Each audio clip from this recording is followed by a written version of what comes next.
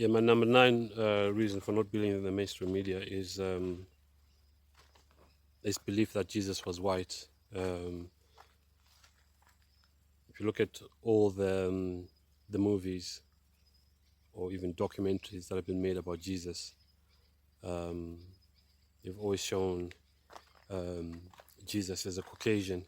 Now, Caucasians are from Europe; they're not from the Middle East. Jesus was from the Middle East, and for those who want to know what Jesus really looked like, you just have to go to the Book of Revelation. It gives a very good description of him there.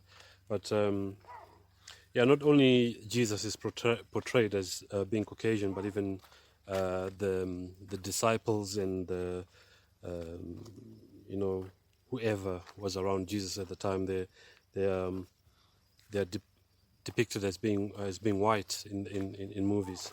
So obviously the mainstream media has had a part to play in that. Um,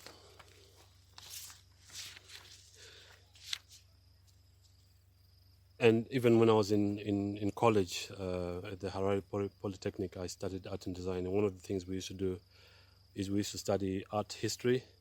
And I learned that artists like Da Vinci and Michelangelo and all the famous artists, they when they used to do paintings of Jesus, they used to call their relatives to sit there, and then they would either draw or paint that person. But obviously, they were Caucasian. The artists themselves and their relatives were Caucasian. So that's how that has come down to us, even in the 21st century, where we have these erroneous paintings, pictures, and videos and movies of Jesus being portrayed as a white person, but that's not accurate. Uh,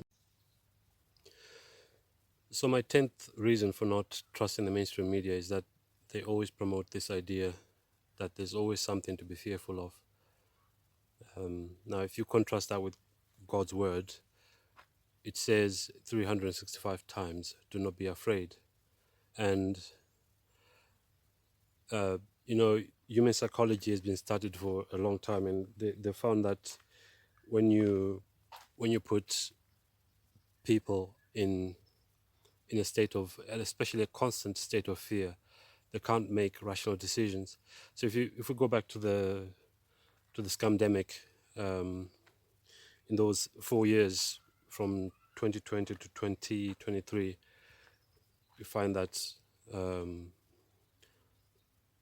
the the scamdemic was on the news all the time. Now I haven't watched TV since 2011. I don't. We don't watch TV in my house, but I know this because when I used to visit relatives and they had their TVs on, I noticed that um, fear porn was being pumped out from the television stations, and I'm sure that was the same for radio as well.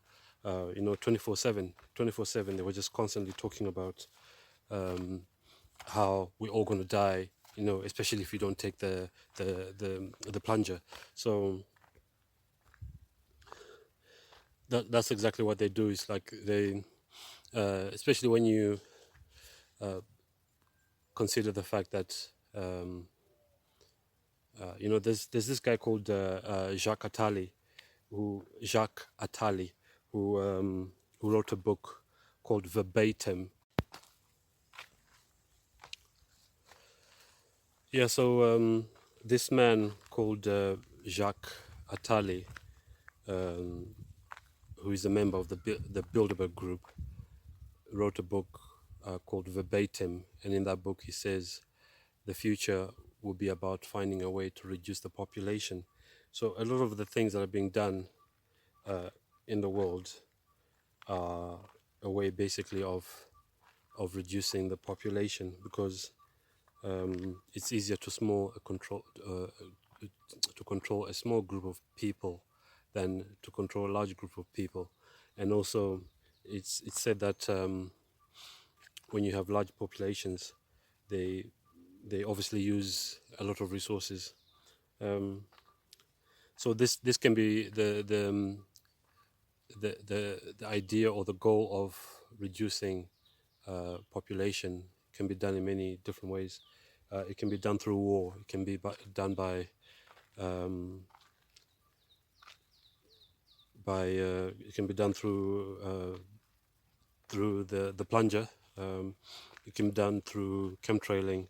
It can be done through GMO, and it can be done by putting poisons in the water. So during this pandemic, I mentioned that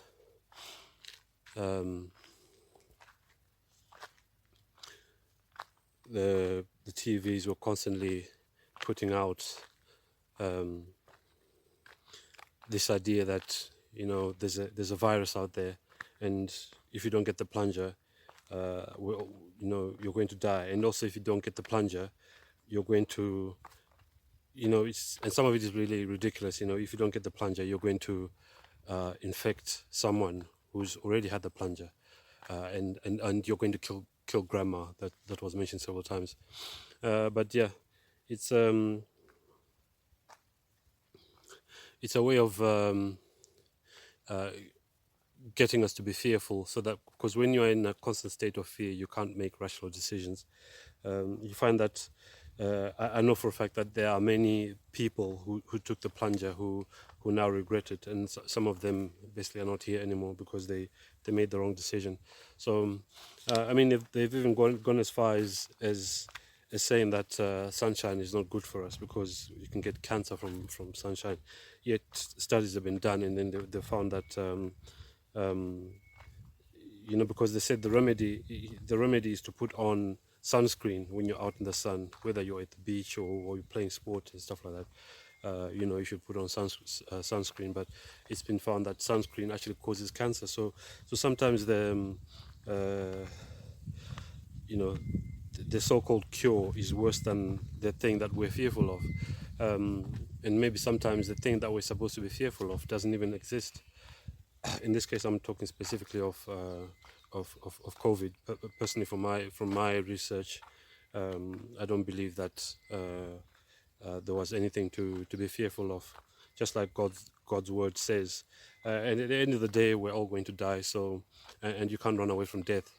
So, the best thing to do is just to pray to God that He can protect us, and do those things which are logical and are also written down in God's word. Things like not getting enough sleep, drinking enough water, exercising, eating the right food. It's also interesting that those who go to university to study to be doctors, apparently they don't spend any time, being studying nutrition or being taught about nutrition, which is probably the most important thing about health. And even that idea, the idea that you need to eat right and exercise and sleep well and drink enough water and have trust in God, that was never promoted during this pandemic. There's something else I want to mention as well before I end the video, is that the mainstream media, during COVID, was working with, the World Health Organization, the United Nations, the Bill and Melinda Gates Foundation. They were working with celebrities, and also, disappointingly, they were working with the churches as well, including the SDA Church. And the SDA Church and the other churches promoted this idea that the only solution, the only cure for the virus was to get, to get the plunger. So, I mean, for me, straight away when I see things like that, I know something's up. It just raises red flags that you can have so many organizations and so many people agreeing on the same thing. There were no dissenting voices. The dissenting voices basically were shut up. As we know now that Facebook and I think Twitter as well, they were basically censoring free speech, and we had these so-called fact checkers who have now been removed. The fact checkers basically were saying the same things that were being promoted on the mainstream media.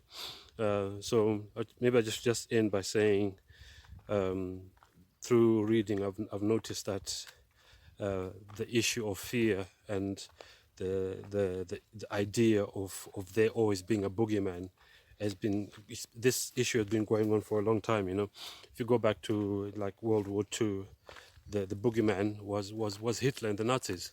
But when you then research, you find that that Hitler and the Nazis were actually, uh, supported financially by Wall Street, and that their vehicles that were being used during the war were being made by Ford, and that the Nazis got their fuel from I think it was Exxon Mobil, or fuel company linked to the Rockefellers, Standard Oil. So, and then after that, of course, we had communism was now the great threat, and that they were going to basically destroy the world with nuclear weapons. And when I say communism, specifically Russia was supposed to be the threat, but Russia was working with the United States and with Britain during the Second World War.